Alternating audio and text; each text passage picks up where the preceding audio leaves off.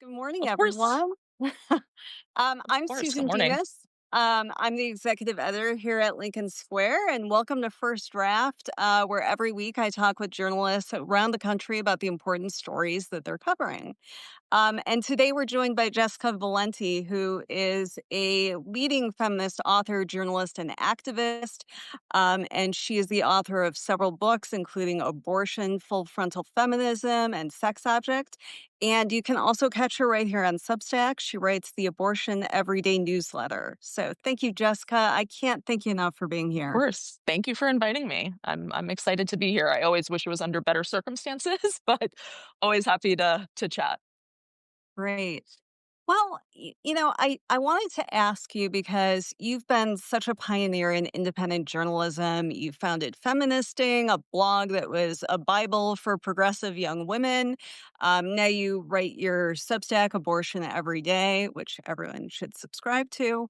Um, what I found as a journalist, a political journalist, is that I usually had to fight with editors to write about women's rights and reproductive rights that actually centered women's experience instead of just, talking about the latest polls or court cases.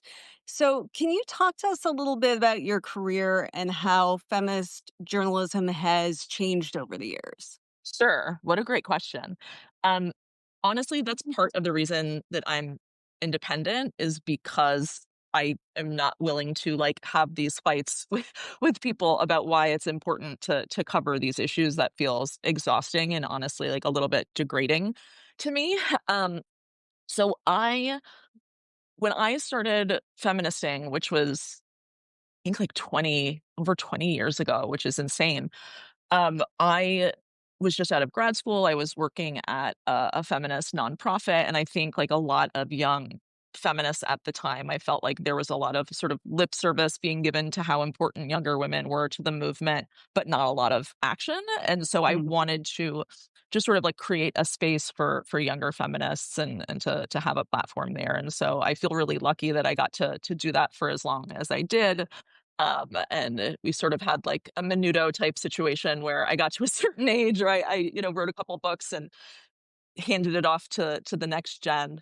Um, and but it really was the blog and that independent reporting and being able to have an independent voice that allowed me to write a book and allowed me to uh, be a columnist at various publications over the years. But I think for me, the most important thing has been this idea of accessibility and making feminism more accessible to as many people as possible. I think there's sort of, it can be hard to break into, or at least it was when I was younger, before the internet. It was, if you were interested in feminism, it was because you proactively sought it out. Right. Right. You went to a meeting, you went to the bookstore and picked out a book.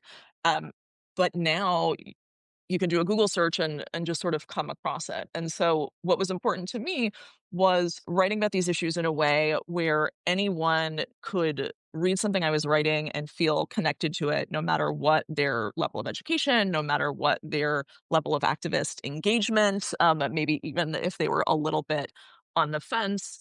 I'm going to try to sort of like bring that ethos through my writing through the years, and certainly with Abortion Every Day. I think it's so difficult to keep up with these issues deliberately so, right? It's so overwhelming, it's so exhausting. And so I really think carefully about how I can write about these issues, how I can make people feel like experts and like they know what's Mhm. going on despite the overwhelm, and write it and present it in a way that feels digestible, right? And relatable. That was Yeah. probably a longer answer than you were looking for. Sorry. No, that's great because I remember like when I was coming of age, like in high school in the 90s, and I would go to the library and so I would check out Backlash by Susan Flutie and Yeah.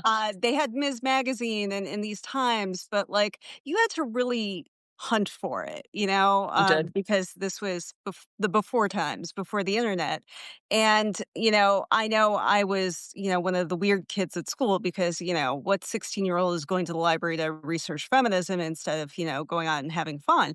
Yeah. Um, but, now I know, feminism is kind of had a moment, I would say, a cultural moment like Yeah. Beyonce, had her big, Yep. tour with feminism.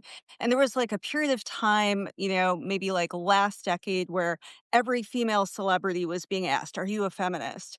Um, Mhm. and now it seems like we're in this cultural backlash moment where you have like these misogynistic influencers like Andrew Tate, and the bro podcasters, they're having a moment. Obviously, we've had Roe v. Wade overturned. There are huge political and health and Mhm. cultural implications. And we have like these Tradwife influencers. And so can you talk to us about this moment that we're in? Would you describe this as a real backlash era and Yeah. how this came about? Because like Yeah. we I don't feel like we really won anything, and yet there's a backlash. Right. No, that's a really good point. It's like what progress was made to backlash against. No, we're in a tremendous amount of backlash politically and culturally, and I think you actually hit the nail on the head about why, in part, this happened. I think it was because feminism was becoming more accessible and talked about. Right. I think for my generation, I'll be 47 this year. Feminism was seen as like a really dirty word for Right. when we were younger, and all of a sudden that changed. And as you said, celebrities were being asked about feminism, and I think a couple of things happened. I think conservatives saw the cultural power of feminism, Mm, and so what they started to do was co-opt it, right? And it was a perfect moment for them to co-opt feminism because we were talking about everyone's a feminist. You can come join us. We were trying to make feminism more accessible. right. And I think conservatives and conservative women use that as an opportunity to say, oh, well, we're the real feminists and we're feminists too. Right. And sort of tried to water it down. And it sort of became what a lot of people refer to now as choice feminism, which is, Mm, anything I do is feminist. Any choice I make is feminist because I'm a woman, right? That's how we mm, ended up with like the Sarah Palin stuff. right. Um, but what's been really interesting to me is seeing the juxtaposition of, conservatives and conservative women co-opting feminism, co-opting feminist language, even in abortion bans, right? Right. Even when they're restricting abortion rights, saying that they're supporting women, protecting women. Um, while that's happening, you have, as you said, the Andrew Tates, the Tradwife content, um, just this huge push that's targeting younger women specifically about feminism.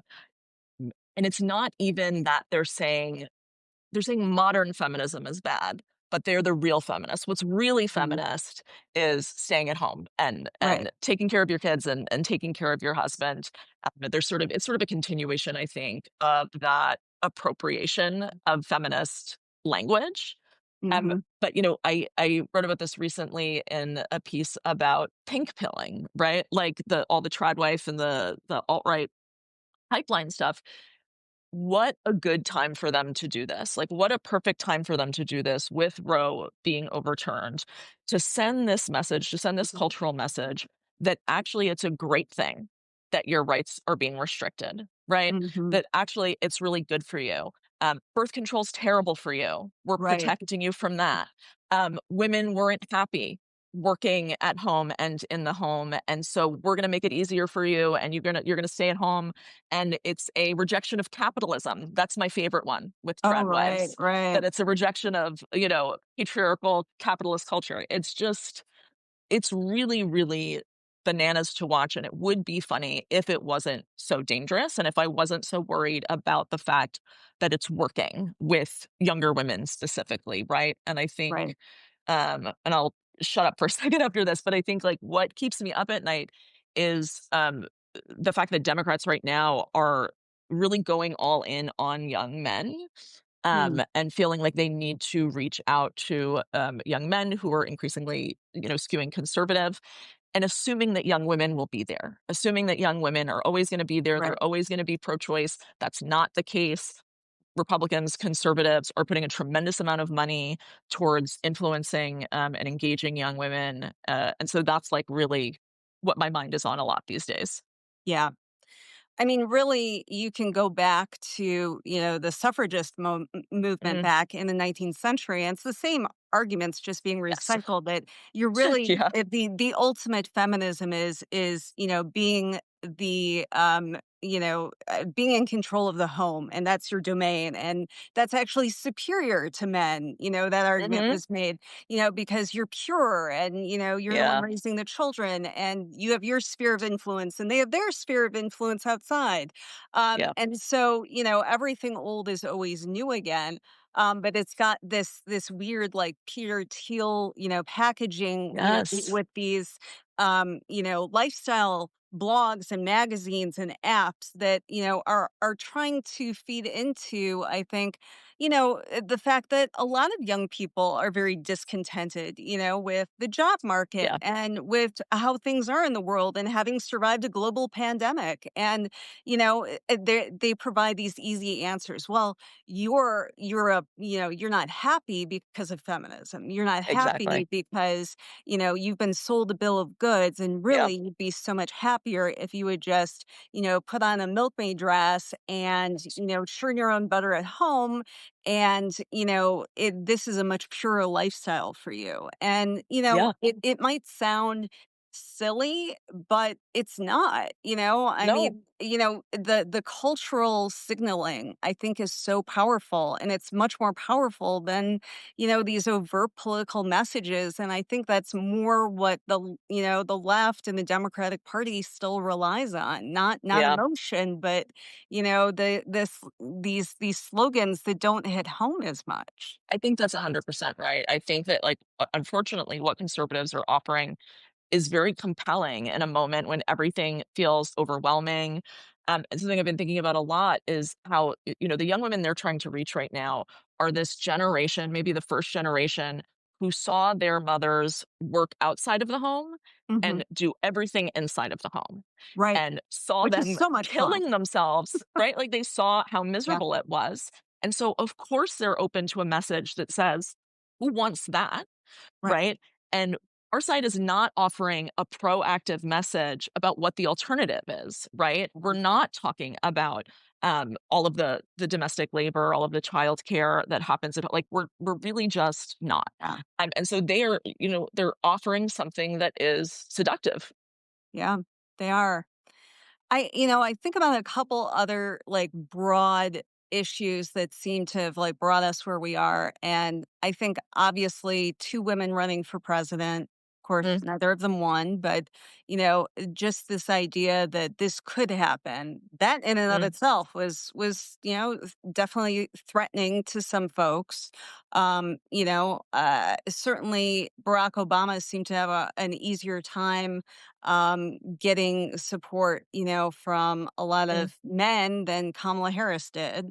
There are lots of reasons, but ignoring gender, I think, would be a mistake. And then, you did have the Me Too movement, and there was like a brief window of some accountability, for like yeah, people who were very prominent, but some of those folks are making comebacks, like Mark Halperin.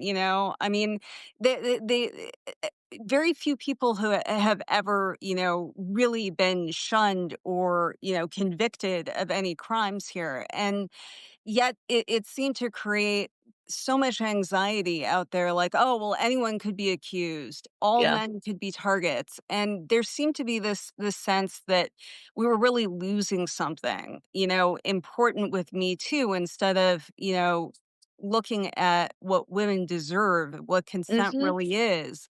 We went back for the easy, the easy way out again. And to me, that seems to really be shaping a lot of, this rise of, these bro influencers, mm, to tell men, like, this is how you can take back your power. This is how right, you can take control and be happy in a world where, you're struggling to find a job. You're struggling to find your place. More women are graduating from college. Things have yeah. been taken from you. Yeah. So, yeah, I'm not sure what's the way out of this? That's a really that's what's keeping me up at night. It's a really difficult it's a really difficult question. I think part of it, after I just railed about we're focusing too much on young men, I do think that part of it is for women and young women who are seeking an alternative to like the mainstream idea of what it means to be a woman in America. They have feminism, right, as an alternative to look to. Mhm. There is no healthy alternative for men, to look to. You could say feminism, but it's not really that's not a community, right, online or out in the world for them really.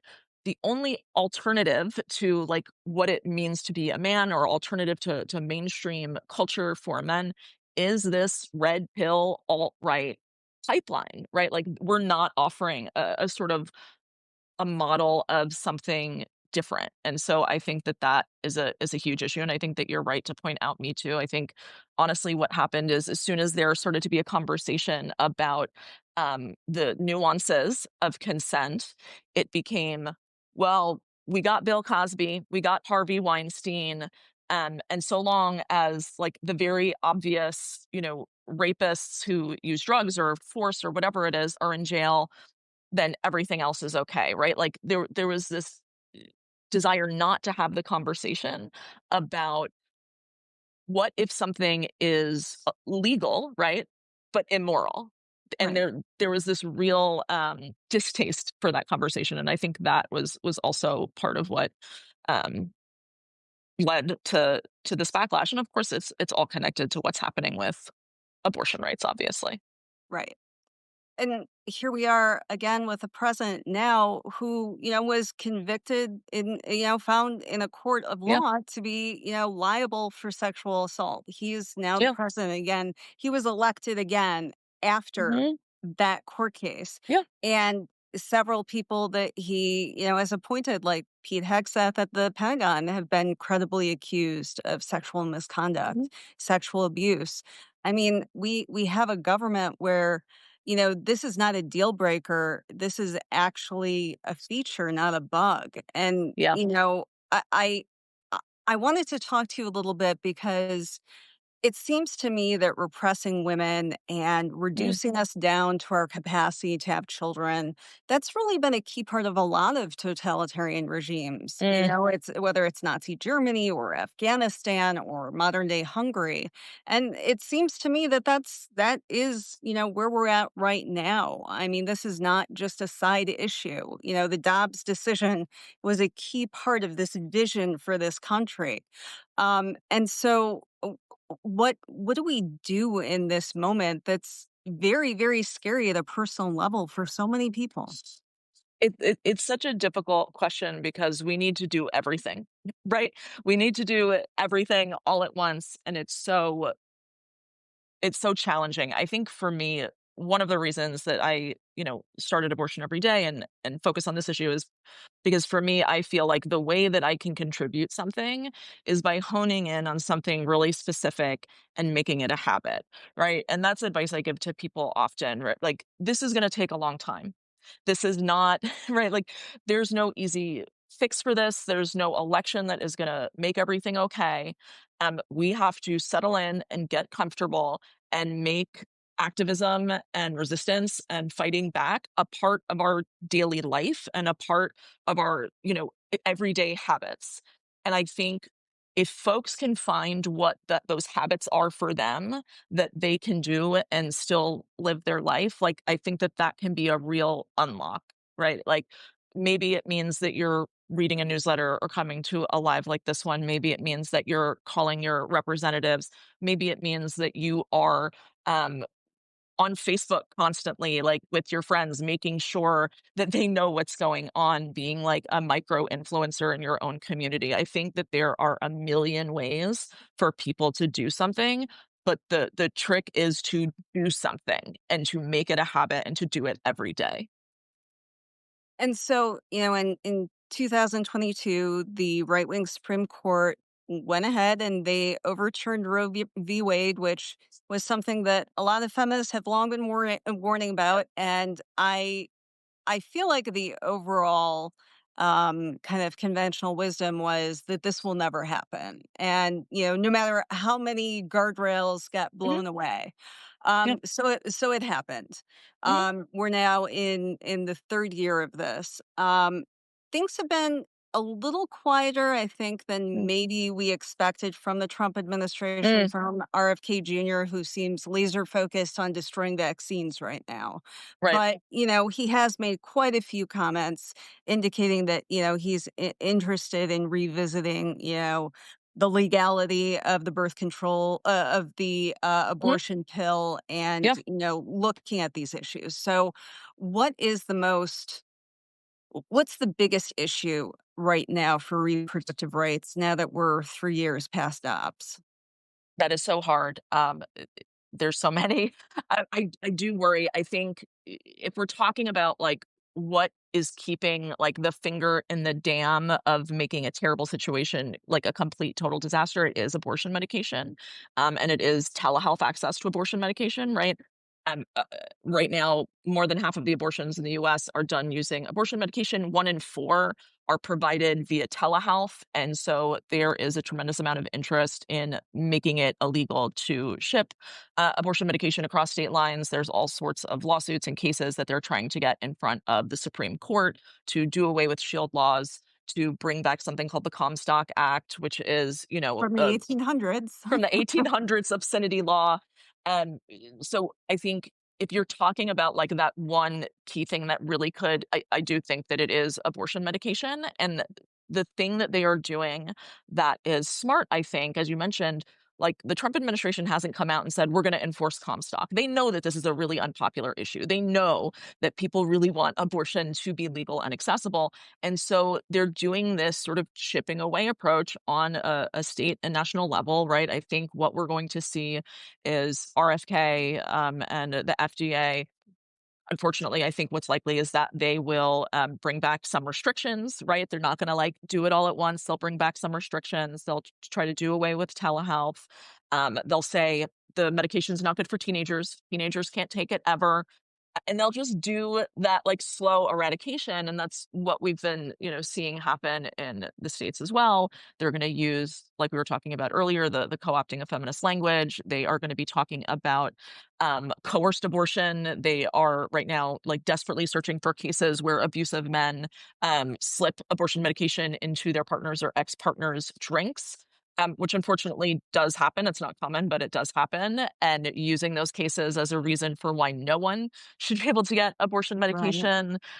They're in the process of pushing out some really, really bogus studies about the supposed danger of abortion medication, which has been safely used for decades, right? They've basically they've created organizations and created research arms of anti-abortion organizations to put out these junk science studies that are being cited in the Supreme Court, that are being cited in the Fifth Circuit. Um, they know what they're doing here. They know that abortion is too popular, and if they want to restrict it, they need to convince people that they're doing it for our own good. They're doing it for our safety. And I think, unfortunately, we're going to see the same thing happen with birth control. They're already starting to, chip away at birth control's accessibility, targeting teens, targeting low income people with all of the Medicaid cuts. And so they're doing as much as they can sort of behind the scenes, and they're doing as much as they can in a way where they can put out a press release and claim that it's not really happening. It seems that they got spooked after the Mm. 2022 midterms, where abortion did turn out to be a huge Mhm. issue and cost the Republicans dearly in an election that they felt pretty confident in because the economy was not doing well with inflation under Joe Biden. Mhm. And so it seems to me that they are especially treading lightly before the 2026 midterms.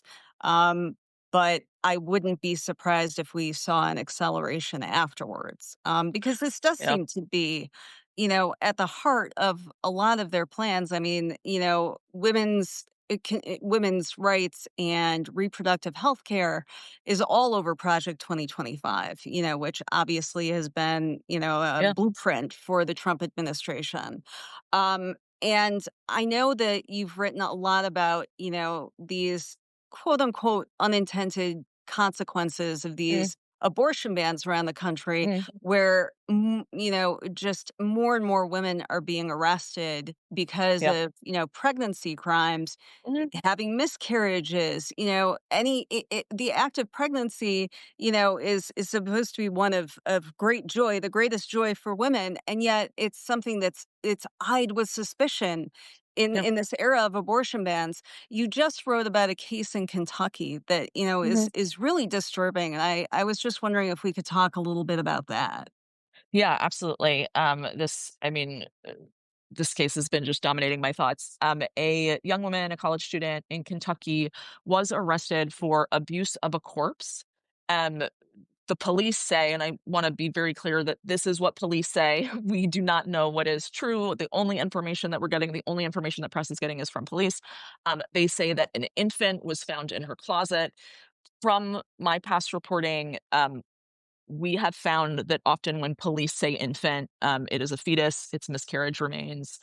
Um, and the abuse of a corpse charge also sort of makes me believe that that may be what's going on because we've seen Mhm. multiple women charged with abuse of a corpse after miscarrying, and flushing their miscarriage, throwing the miscarriage remains in the trash, right?